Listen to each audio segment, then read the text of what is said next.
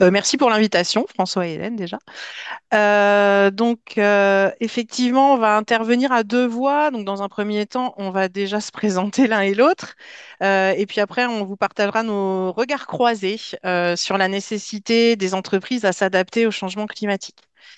Effectivement, je travaille au sein de la Chambre de commerce et d'industrie Grand Est. Je suis conseillère climat. J'accompagne notamment donc, les industriels depuis plusieurs années.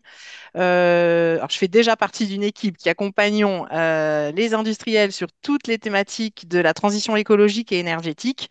Et depuis un petit peu plus de 3 ans maintenant, grâce au partenariat que nous avons avec l'ADEME et la région Grand Est ainsi que l'Europe, nous accompagnons dorénavant les industriels sur ce sujet prégnant de l'adaptation au changement climatique pour toutes les raisons qu'a pu évoquer François juste avant.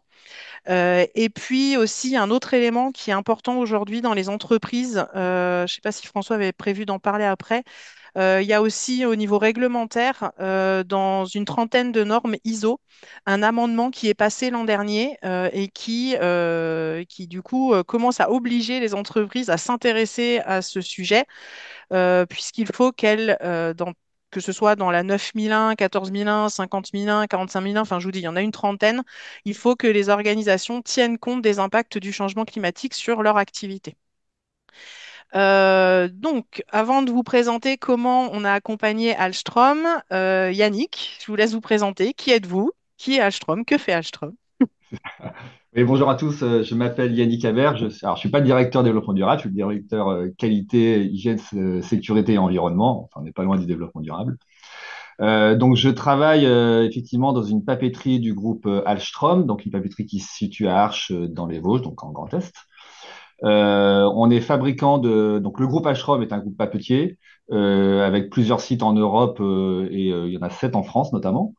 Et on fabrique tous des papiers de spécialité qui sont destinés à des industriels. Et pour ce qui concerne en particulier notre papeterie ici à Arches, on fabrique des papiers qui sont ensuite principalement destinés à l'industrie de l'ameublement ou de l'automobile, enfin de façon indirecte, pour des applications de papier à poncer ou même de futurs papiers peints, à des choses très diverses. Mais ça reste des papiers de spécialité, donc sur des marchés de niche. Voilà, et donc je m'occupe de la partie, entre autres, environnementale, évidemment, pour mon site.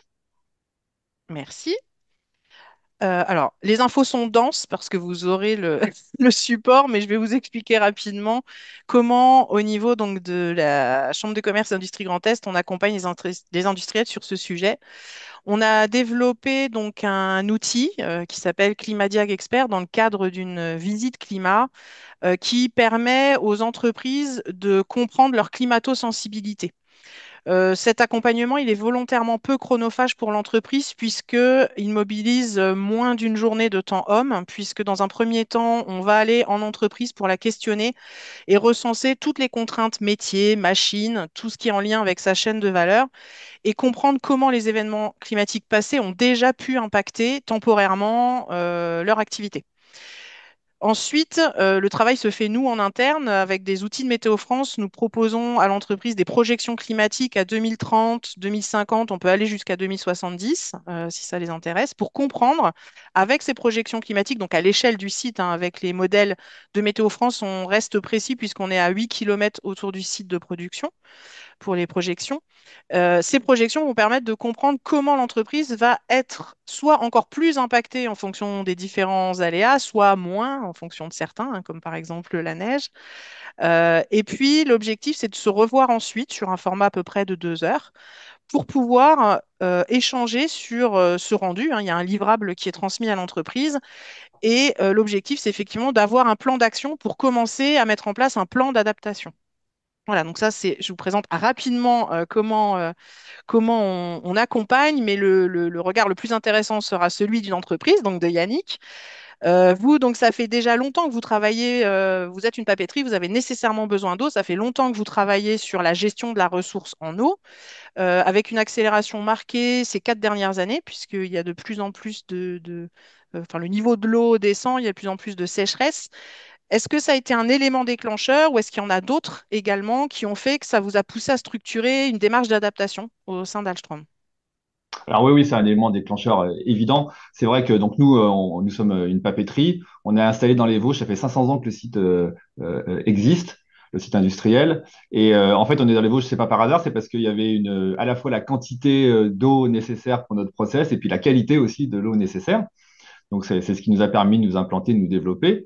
Et en fait, le process papetier, il a une particularité qui est très, très importante, c'est qu'il est hyper connecté au vivant, dans le sens où si vous n'avez pas d'eau, en fait, vous êtes incapable de faire du papier, hein. Le process papetier nécessite comme vecteur l'eau. C'est grâce à l'eau qu'on forme une feuille de papier.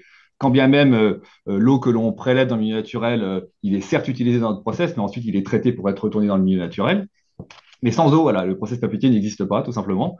Et puis, par ailleurs, dans les matières premières qu'on utilise, on utilise beaucoup de matières issues du vivant, à commencer par la fibre de bois, voilà, pour faire du papier. Pour revenir à l'eau, effectivement, donc c'est un élément fondamental pour nous. Et c'est vrai que nous, ça fait plusieurs années qu'on travaille sur cette thématique de l'eau, parce que ça fait au moins 10 ans, parce que en fait, on se rend compte que c'est un sujet qui devient critique. Et c'est vrai que la succession ces dernières années des périodes vigilance renforcée ou vigilance de crise, donc de sécheresse, on se rend compte concrètement, hein, par exemple en 2023, on a été la moitié du temps, 180 jours, sous un régime de vigilance renforcée ou vigilance de crise sur le site. Donc c'est la moitié de l'année. Et donc quand on est dans ces situations-là, on se rend compte de façon très concrète que la disponibilité de la ressource eau, elle diminue. Voilà, quand bien même on ait des limites réglementaires et qu'on soit en dessous, en fait, la vraie limite, c'est celle qui est naturelle. En fait, l'eau, elle est moins disponible. Et donc, du coup, nous, on s'est dit, bah, si on fait rien, si on travaille pas sur ce sujet-là, dans quelques années, ben, en fait, on n'arrivera plus à produire et on s'arrêtera définitivement, ce qui est quand même pas l'objectif. Donc c'est pour ça que on travaille l'eau, enfin sur cette thématique de l'eau depuis une dizaine d'années et qu'effectivement on a renforcé ce travail-là depuis 4, 5 ans en augmentant notamment nos capacités, mais j'y reviendrai, de recyclage de l'eau en interne au sein de l'entreprise. Ok. Donc il y a cette contrainte de ressources en eau. Y avait-il d'autres contraintes réglementaires qui vous ont poussé à travailler aussi ce sujet? Alors, il y a des contraintes réglementaires. Moi, ça fait plus de 20 ans que je travaille ici et dans notre arrêté préfectoral, il y a évidemment des exigences qui sont spécifiques en cas de situation de vigilance renforcée ou vigilance de crise. C'est-à-dire que le niveau qui nous est autorisé, on a un niveau maximal de prélèvement d'eau fraîche tous les jours en temps normal. Et ce niveau-là va diminuer lorsqu'on est en vigilance et encore plus lorsqu'on est en vigilance renforcée et encore plus lorsqu'on est en vigilance de crise. Et en fait, notre philosophie, depuis ouais, une dizaine d'années, c'est de se dire il faut qu'on réussisse à travailler comme si on était toujours en vigilance de crise. Donc en fait, notre objectif, c'est d'être en permanence avec un volume maximal prélevé d'eau fraîche qui soit en dessous du maximum qui nous serait autorisé en période de vigilance de crise. Et même d'aller au-delà. C'est-à-dire voilà, si on peut aller encore plus loin, c'est ce qu'on essaye de faire. Donc l'exigence réglementaire, elle existe. Elle existe depuis très longtemps finalement pour nous. En tout cas, dans notre arrêté préfectoral, c'est le cas.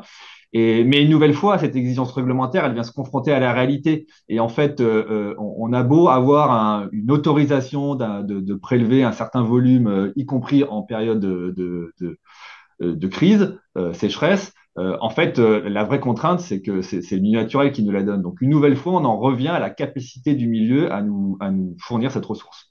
Donc, le réglementaire, oui, mais la réalité, c'est surtout la nature, quoi. Ça marche. Ça vous a poussé donc à avoir cet accompagnement par nos soins. Est-ce que ça vous a conforté dans les actions que vous faisiez? Est-ce que ça vous a donné d'autres types d'enseignements que vous avez pu en retirer? Voilà, comment les éléments et les risques auxquels vous n'aviez pas pensé ont pu peut-être être détectés? Oui, alors c'est vrai que la proposition de réaliser le climat diag est tombée à point nommé, quand bien même on travaillait le sujet, mais uniquement, enfin principalement avec cette orientation eau, alors que le climat diag nous éclaire sur d'autres sujets. C'est pas que l'eau hein, dans le climat diag évidemment. Donc ça tombait à point nommé. Alors en fait, l'intérêt pour nous de réaliser le climat diag, c'est que premièrement, ça nous permet d'obtenir des données qui sont fiables, qui sont non contestables et sur lesquels on va s'appuyer pour pouvoir défendre nos propositions de travail en interne et le cas échéant d'investissement. Et quand il faut aller chercher de l'argent auprès de son directoire pour investir, notamment par exemple dans le recyclage de l'eau ou d'autres sujets en relation avec l'adaptation aux enjeux climatiques, eh bien, c'est hyper important d'avoir des données fiables, incontestables, et le Climadiag nous en apporte. Donc ça c'est vraiment nécessaire.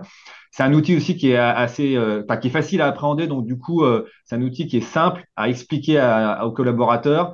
Et donc, du coup, ça permet d'augmenter la culture et les connaissances en relation avec ces enjeux-là. C'est hyper important d'embarquer le maximum de personnes possible, pas uniquement un comité de direction, l'ensemble des salariés, le cas échéant, un directoire aux échelons supérieurs. Et donc, avec ce type d'outils facile à comprendre, voilà, ça permet d'embarquer plus facilement.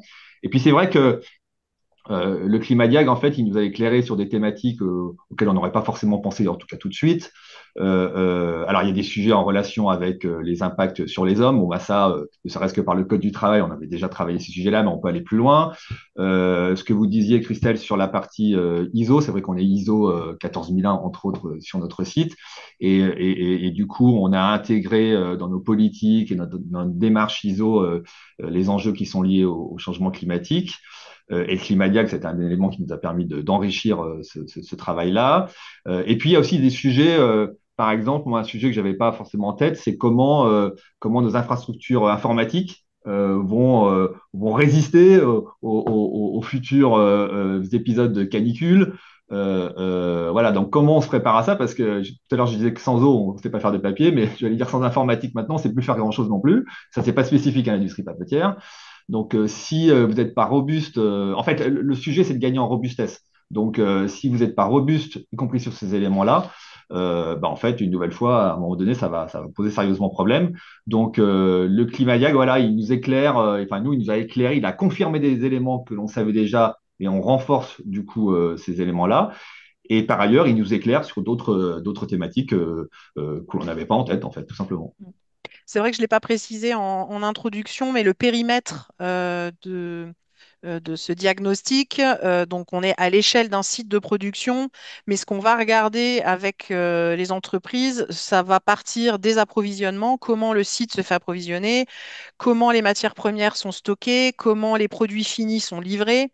On va regarder effectivement tout ce qui est en lien avec le bâtiment, hein, que ce soit bâtiment de production, de stockage ou enfin, les bureaux, les ressources humaines, tout ce qui va être approvisionnement en fluide, donc eau, électricité, gaz, enfin toutes les énergies, et effectivement ce qui est en lien avec les services de communication et informatique.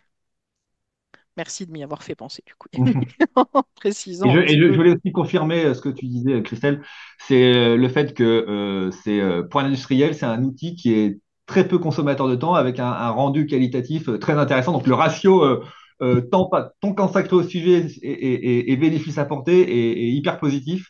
Parce que, alors, peut-être que comme nous, on a quand même cette culture-là, on avait peut-être une longueur d'avance sur la capacité à donner, à communiquer des informations ou à donner des chiffres. Bon, ça, c'est pas impossible. Mais il n'empêche que, effectivement, l'équipe de la CCI Grand Est est venue sur site une demi-journée. On avait constitué un petit groupe en interne pour essayer de couvrir le maximum d'informations en relation avec le sujet à communiquer à l'équipe. Et puis après, on a eu la restitution quelques semaines plus tard, c'était assez rapide d'ailleurs. Et voilà, donc une nouvelle fois, pour un industriel, avoir ce type de ratio bénéfice sur temps consacré important, c'est toujours très appréciable. Merci. Et alors, au-delà du diagnostic, maintenant, quelle feuille de route pour l'avenir? Est-ce qu'il y a une démarche, enfin une dynamique en fait autour de ce sujet de l'adaptation qui a été lancée au sein de l'entreprise, du groupe? Oui, alors oui, oui, oui, oui, oui, évidemment. Alors déjà au sein du groupe, hein, Alstrom a cette vocation de proposer à nos clients des solutions à base de fibres de bois principalement, mais pas que, et des solutions qui soient durables et plus écologiques, en tout cas moins impactantes sur la planète. Donc ça, c'est la philosophie générale d'Alstrom et nous en particulier, évidemment, on s'inscrit dans cette philosophie-là. Et, euh, et, euh, et le Climadiag, en fait, il est venu enrichir une démarche plus globale effectivement de transformation du site. Tout à l'heure, on parlait d'adaptation, d'atténuation. Donc ça, c'est des éléments de la transformation. Et nous, on s'est inscrit dans un parcours qui s'appelle la Convention des entreprises pour le climat. Alors peut-être que certains d'entre vous connaissent. Si c'est pas le cas, je pourrais mettre un lien dans le chat. Mais donc la Convention des entreprises pour le climat, elle permet aux entreprises. Alors moi, nous, on fait partie d'un parcours industrie. Il va y avoir un parcours au Grand Est au passage, bientôt. Et donc ce parcours, en fait, il a pour vocation de faire travailler aux personnes qui y participent une feuille de route visant à rendre, en l'occurrence, pour ce qui concerne mon industrie, régénérative. C'est-à-dire que l'idée, c'est de questionner, c'est ce que disait tout à l'heure Monsieur Boileau, l'idée, c'est de questionner son modèle d'affaires, enfin, le qu'est-ce qu'on fait, le comment on le fait, de sorte à rendre tout ça compatible avec les limites planétaires. Et donc là, on est vraiment dans une projection sur 10, 15, 20 ans. Alors, c'est un petit peu aussi la difficulté, c'est qu'après, il faut convaincre sur cette échelle temps-là, qui n'est pas forcément l'échelle temps des investisseurs, par exemple. Donc voilà, ça peut être un petit peu délicat ou même une direction de groupe. Encore que nous, ça va. Mais donc voilà, en tout cas, l'idée, c'est de se projeter. Ah voilà, je vois que quelqu'un a mis le lien dans le chat, parfait. Donc, ce parcours-là, il vous aide à structurer, à vous questionner, il vous donne le temps, enfin, il vous permet d'avoir le temps de se questionner sur tous ces sujets-là, la recircularité, la coopération territoriale. Et donc, on est dans cette dynamique-là parce que, en fait, il y a trois leviers à actionner hein, si on veut transformer une entreprise au sens large. C'est l'atténuation, donc c'est ce qu'on disait tout à l'heure. Donc, par exemple, nous, tout à l'heure, je parlais de l'eau, mais on a aussi travaillé à comment structurellement on ait besoin de moins d'eau. Qu'est-ce qu'on fait pour avoir besoin de moins d'eau? Donc, quelles pratiques on change? Comment on organise nos plannings différemment? Évidemment, la chasse au gaspillage, la chasse aux fuites. Voilà. Donc, comment on fait pour structurellement avoir besoin de moins d'eau? Donc, ça, c'est l'atténuation. Ensuite, il y a l'adaptation. Donc, nous, notre levier d'adaptation pour l'eau, c'est comment on recycle plus d'eau, comment on fait pour booster notre recyclage. Alors, ce que j'appelle le recyclage de l'eau, c'est-à-dire que au lieu, une fois que notre eau elle est traitée dans la station d'épuration, au lieu d'être renvoyée dans le milieu naturel, on la réinjecte en début de process et elle se substitue à un prélèvement d'eau fraîche qu'on aurait fait s'il n'y avait pas ce recyclage. Donc, comment on booste ce recyclage? Ça nous permet de réduire évidemment nos prélèvements d'eau fraîche et donc de couvrir notre besoin global en eau, y compris en période de situation hydrique difficile. Donc ça, c'est vraiment l'adaptation. Et puis le dernier levier, c'est la régénération, c'est-à-dire au-delà du fait d'avoir un impact neutre, on va dire, de nos activités sur le vivant, comment je fais pour avoir un impact positif, régénératif sur ce même vivant. Donc là, voilà, vraiment, on essaie d'aller dans un cran plus loin. Donc nous, aujourd'hui, en fait, on a l'expérience du travail qu'on a pu faire sur la thématique eau parce que c'était celle la plus impactante, et la première, on va dire, pour nous. Mais on travaille maintenant ce même type de sujet pour les émissions de carbone, évidemment, mais l'impact sur la biodiversité au sens large. Le choix de nos matières premières, le transport de nos produits, enfin voilà, toutes ces dimensions qu'il faut aller travailler point par point, les uns après les autres, pour pouvoir. En fait, l'objectif, c'est que d'être encore présent dans 10, 15 ans. Et dans 10, 15 ans, d'être présent en respectant, en respectant le vivant et donc les limites planétaires. Donc, parce qu'on en est là aujourd'hui hein, quand même. Hein. Le futur, c'est ça. Hein. Et si on ne commence pas tout de suite, on est peut-être déjà un peu en retard, mais si on ne commence pas tout de suite, pour ceux qui n'ont pas commencé, ça va très très vite être difficile. Faut pas se voiler la face en fait. Hein. C'est pas forcément sympathique ce que je dis, mais c'est la réalité. Et en fait, l'idée aussi, c'est d'apporter une vision positive parce que c'est ce que disait aussi Monsieur Boileau ou ce qu'apporte le Climat Diag. En fait, on a des outils maintenant qui nous permettent de savoir, de se projeter et donc d'acquérir de la compétence, de la connaissance, de convaincre et aussi de mettre en œuvre des solutions. Et puis des solutions technologiques, il y en aura encore qui viendront aider à ça. Mais la première transformation, c'est celle individuelle et collective en tant qu'industrie. Hein. Et voilà, et des outils comme le Climadiac participent de cet élément de transformation, clairement. Donc oui, oui, alors pour resynthétiser par rapport à la question, oui, oui, on est dans une démarche plus globale de transformation qui inclut évidemment l'adaptation aux aléas climatiques et effectivement, on a travaillé beaucoup par rapport à sécheresse canicule, mais il faut aussi qu'on travaille par rapport à alors, l'inondation. Alors, pas tant l'inondation qu'on voit arriver, entre guillemets, mais des pluies fortes, intenses, sur des temps très courts, où aujourd'hui, en quelle capacité on peut être robuste vis-à-vis de ce type d'événement. Bon, voilà, il y a encore beaucoup de questions, enfin, beaucoup de sujets à travailler. Du pain sur la planche. C'est ça. Merci Yannick. Alors, vous avez donc eu là un témoignage d'une grande entreprise, mais sachez que cet outil, il est disponible pour des entreprises de toute taille, voilà, petites, moyennes, grandes. Aujourd'hui, donc, bon, moi, je fais partie de la Chambre de commerce et d'industrie Grand Est, donc les entreprises du Grand Est peuvent en bénéficier. En Bourgogne-Franche-Comté également. Et dans le cadre d'un partenariat avec l'ADEME au niveau national, nous déployons cet outil à partir de cette année sur tout le territoire français. 21 collègues ont d'ailleurs été formés cette semaine, notamment sur tout le grand, ouais, parce que jusqu'à Bordeaux, donc on va dire grand quart nord-ouest. Donc voilà, vous pouvez en bénéficier enfin, d'ici 2026, où que vous soyez sur le territoire à travers donc, vos chambres de commerce et d'industrie.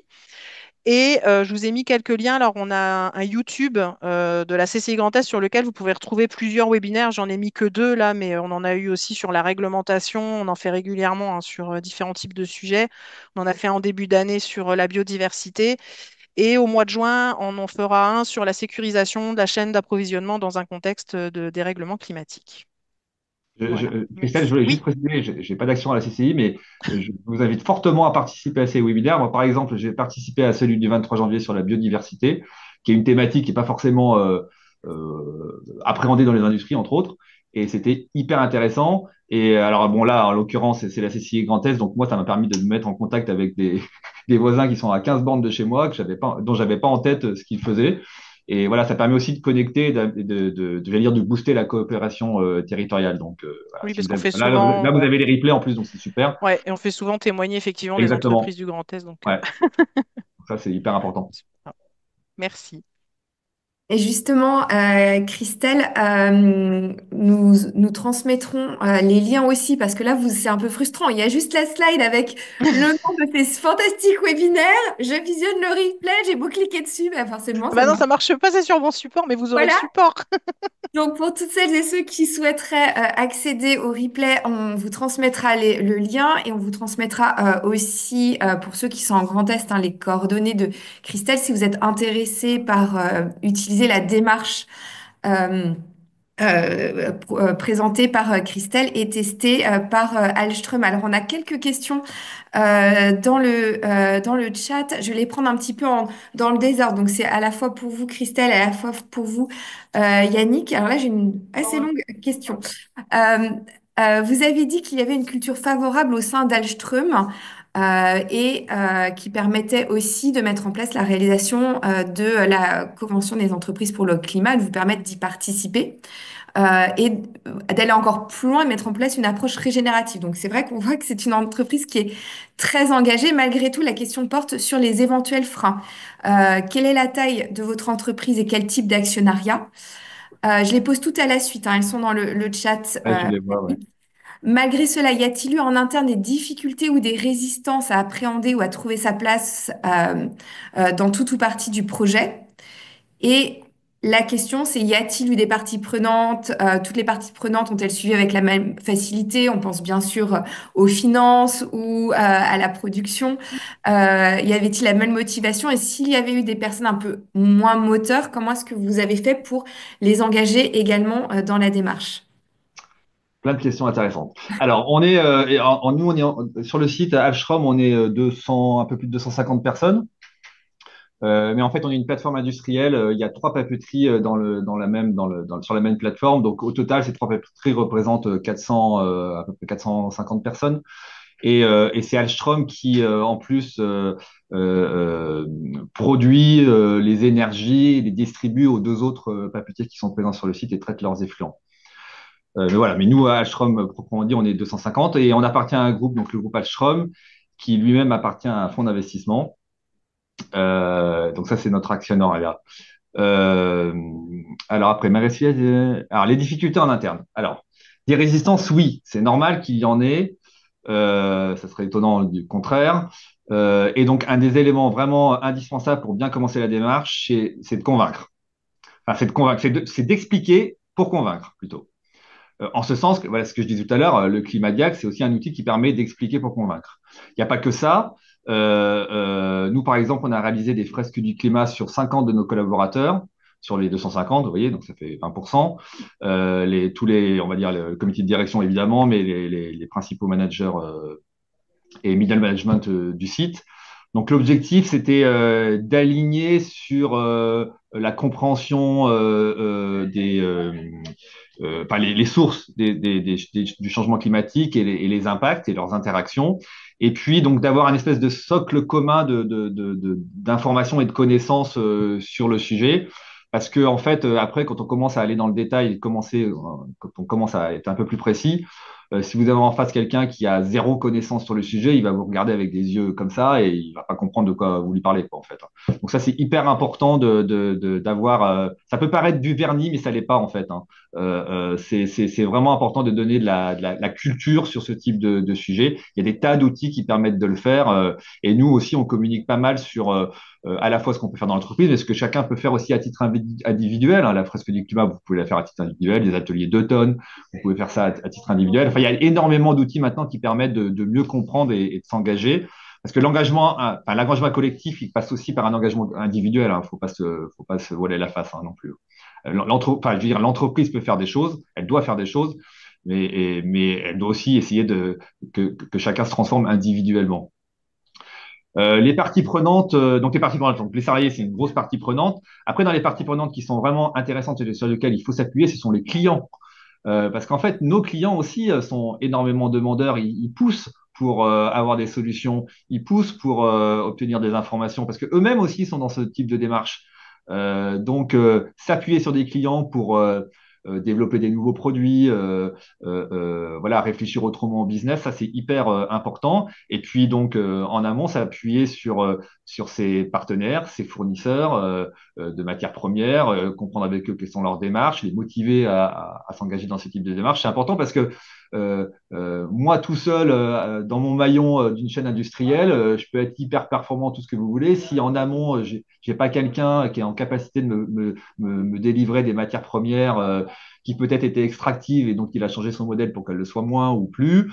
Voilà, donc si j'ai plus de matières premières, ben, je me casse la figure. Et puis mes clients, bon là c'est plus à moi de les pousser. Alors pour les personnes qui seraient un peu moins un moteur, je vois que c'est la fin de la question. En fait, il faut un certain temps pour les embarquer. Il y en aura toujours que vous n'embarquerez pas.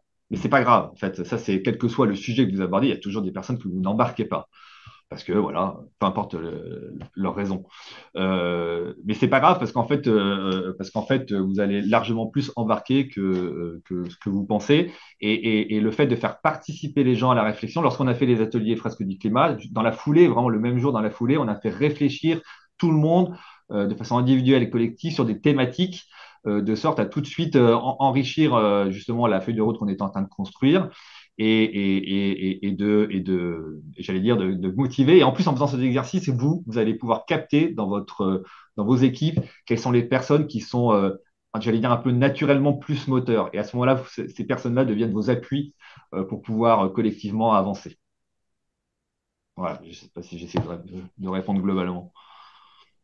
Si, merci beaucoup. C'est vraiment très éclairant et d'avoir aussi ce retour et puis se dire, bah voilà, on peut pas engager tout le monde, mais on peut engager le plus grand nombre. Il y a les outils qui existent et d'ailleurs, vous en avez cité un certain nombre, notamment sur la partie atténuation. On verra dans la dernière partie du webinaire un autre outil que vous pouvez utiliser spécifiquement pour l'adaptation et la sensibilisation, qui sont les ateliers pour l'adaptation au changement climatique. Une autre question qui est du coup plus en aval de la réflexion après le diagnostic, ou alors peut-être que vous avez mis en place dans le diagnostic, avez-vous engagé une réflexion autour de la sobriété des matières premières et de manière plus fondamentale sur la finalité des produits proposés? Donc il y a deux questions, hein. La première que vous avez Ouais, ouais, ouais. effectivement Alors, traitée sur la sobriété et ensuite sur le produit fini. alors pour ces deux sujets-là, pour le coup, on en est vraiment au début. Et alors, typiquement, ce sont les questions que l'on se pose à travers le parcours CEC. Questionner le business model, questionner ce que l'on produit et comment on le produit. C'est des questions qui sont essentielles. Et c'est intéressant aussi de partager sur ces questions-là avec les collaborateurs parce que finalement, on pourrait croire que nos collaborateurs, ils ont des freins, non, on change rien, on continue comme ça. Et en fait, pas tant que ça. Il y en a beaucoup. Quand moi quand j'ai décortiqué le résultat là, du remue-ménage qu'on avait fait post-fresque du climat, j'ai identifié beaucoup d'actions où j'ai été surpris en fait finalement de là où potentiellement pouvaient aller nos propres salariés. Donc ça, c'est hyper important de faire ça, de faire ça avec eux. Ouais. Mais oui, mais pour ces deux sujets-là, oui, on en est. Alors, à titre personnel, enfin, pour l'entreprise que je représente, on en est enfin, on va dire au début. Hein. Alors, moi, j'ai peut-être une question de suivi, justement, quand vous parliez de l'engagement et puis parfois du questionnement sur le business model.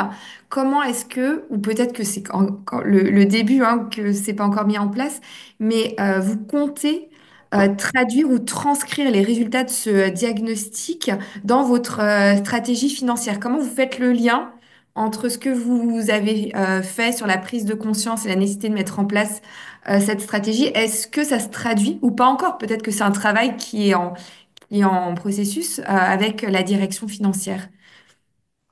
Alors non, c'est un travail qui est vraiment au tout début, mais je dirais que en fait, la première traduction financière, c'est la conséquence de la capacité à toujours produire. C'est-à-dire que si demain vous ne pouvez plus produire, ah bah, votre conséquence financière, elle est immédiate. Quand, par exemple, on est en vigilance de crise et qu'à un moment donné, parce qu'on n'a pas la disponibilité de la ressource eau, vous devez décider, tiens, j'arrête quelle machine aujourd'hui, quelle machine demain, pendant combien de temps, etc. Quand vous devez prendre ce type de décision, vous savez très bien que financièrement, c'est pas c'est pas un bon moment. Parce qu'en fait, évidemment, vous engagez des frais et vous n'avez rien en face, vous ne produisez rien en face. Donc, quand on a ce type de décision, pour le coup, les financiers nous disent bah, qu'est-ce que vous faites? D'où l'adaptation.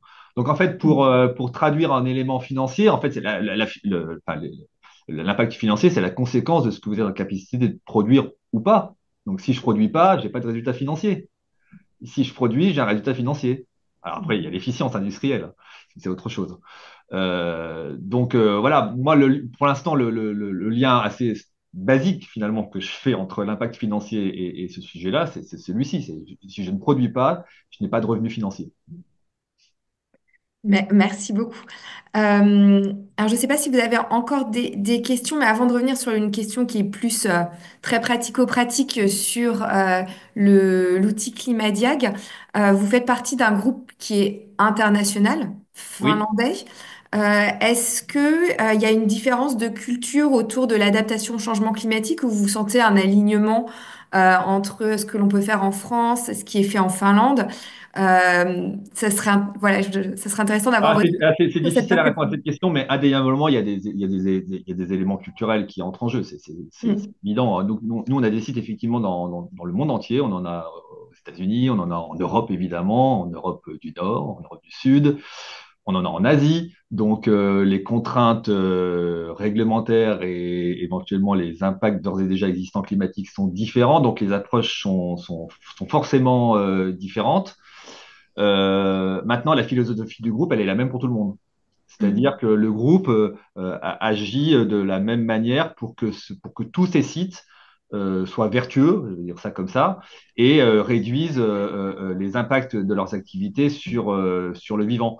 Alors après, effectivement, le groupe du coup va rediriger des investissements vers là où il y a le plus d'impact. Si vous devez faire un choix entre, je sais pas moi, changer une chaudière au charbon sur un site versus peut-être changer une chaudière au gaz naturel, même s'il faudrait faire les deux, Mm. on commencera par celle au charbon parce qu'on sait qu'elle a plus d'impact dans un premier temps, et puis ensuite on s'attaquera à celle thermique. Vous voyez, le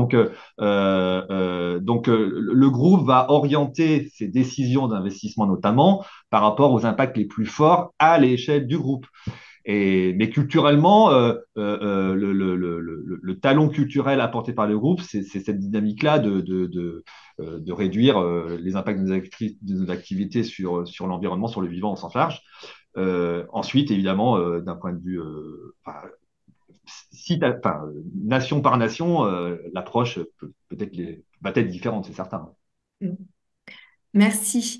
Alors, je vais réunir les deux dernières questions parce que j'ai l'impression que, elles se rejoignent un petit peu. Donc, on a une question sur, peut-être pour vous, Christelle, pour expliciter un petit peu, vous l'avez présenté en début, comment la méthode Climadiag est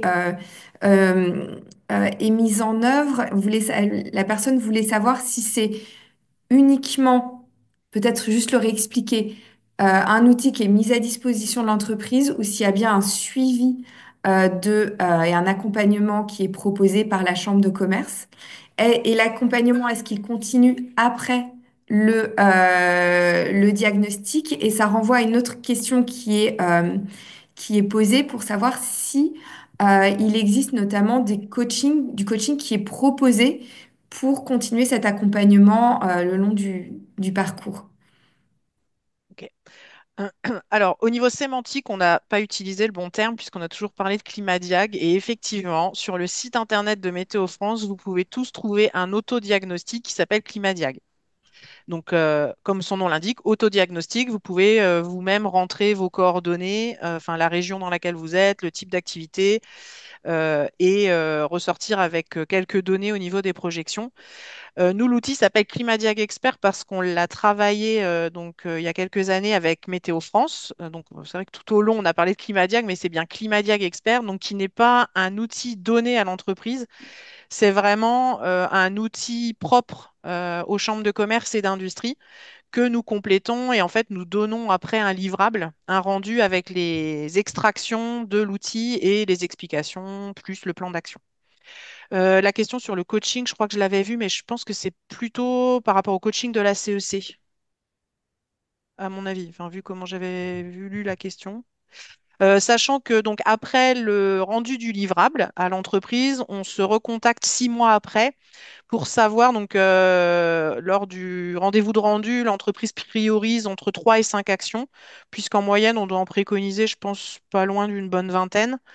Et on se revoit 6 mois après pour savoir justement ce qu'elles ont mis en place, ce qui est en cours, ce qui a été abandonné, pourquoi, est-ce qu'il y a encore besoin d'aide. Et effectivement, dans les Je préconisations, peux pas te répondre. il y a souvent les ADAC que présentera Marguerite ensuite. Alors, je crois qu'on a une participante qui fait peut-être partie de la CEC qui souhaiterait peut-être prendre la parole pour présenter rapidement l'accompagnement ou répondre à la question. Non? Ou alors c'est quelqu'un qui avait ouvert son micro par erreur, peut-être. Ouais. Peut-être. Donc, merci beaucoup, hein, Christelle, d'avoir fait la distinction effectivement entre les deux outils, parce que quand on tape Climadiag entreprise et Ouais, qu'on dit expert, on tombe sur l'outil de Météo France, qui est un parfait. outil très très simple pour ceux qui souhaiteraient avoir une première idée des impacts climatiques sur leur entreprise et qui permet aussi d'être peut-être un premier déclencheur de la volonté de rentrer dans une démarche de diagnostic avec les outils de votre CCI. Hein, rapprochez-vous de votre CCI et puis d'autres outils qui vont aussi être mis en œuvre dans les mois qui viennent et qu'on présentera aussi euh, lors du prochain webinaire. Alors, euh, je vais juste peut-être reposer la dernière question, mais je crois qu'on revient un petit peu à ce que vous disiez, hein, Yannick, euh, sur le fait que pour beaucoup d'entreprises, dépenser dans l'adaptation, c'est dépenser pour l'avenir. Vous, effectivement, vous êtes dans un cas précis où la ressource en eau est extrêmement importante pour vous et donc les restrictions vous impactent dès maintenant. Alors même, je mets un caveat, hein, le changement climatique affecte beaucoup d'entreprises aussi dès maintenant, mais peut-être de façon moins visible et moins, entre guillemets, violente que la manière dont elle vous impacte. Est-ce que peut-être dans les échanges que vous avez pu avoir avec d'autres collègues qui étaient moins impactés que vous dès maintenant, avez-vous eu un peu des retours sur comment faire pour décider de ces investissements pour le futur quand on est peut-être moins impacté? Alors, je vais prendre un autre exemple. Quand vous dites l'impact sur votre système informatique, vous l'avez vu grâce au Climadiac, c'est un impact qui sera peut-être plus pour le futur. Comment est-ce que vous discutez sur ces autres impacts pour permettre les investissements maintenant qui vous éviteront une baisse de production dans le futur? Ouais, bah, c'est difficile parce qu'effectivement, les échelles temps sont pas les mêmes pour tout le monde. Là, l'objectif, c'est de travailler des sujets qui nous permettront d'être plus robustes et donc d'être encore présents dans 10 ans, 15 ans, 20 ans. C'est souvent effectivement en opposition, avec, je relis la question, mais c'est effectivement souvent en opposition avec des rentabilités à court terme. Et donc, c'est en fait, c'est une des parties les plus difficiles, c'est de convaincre en fait, de convaincre et d'aller de faire changer de regard aux investisseurs. Ça, c'est hyper compliqué. Il faut pas être dans une matrice à 2 ans, 5 ans. Il faut être dans une matrice à 10, 15, 20 ans. C'est hyper compliqué. Dans un monde en plus globalement très incertain sur d'autres aspects, notamment politiques. Donc, là, pour le coup, j'ai pas de baguette magique, à part, moi, je pense que ce qui reste très important, c'est que nos dirigeants soient formés, enfin informés, mais même formés à ces enjeux climatiques, enfin aux impacts à ces enjeux climatiques, ceux d'aujourd'hui, ceux de demain. Parce que tant que si nos dirigeants n'ont pas ce réveil ou ce sursaut-là, ils seront pas en capacité de prendre ces décisions-là. Parce que ces décisions qui ne sont pas forcément faciles, il y aura des renoncements, il y aura des transformations.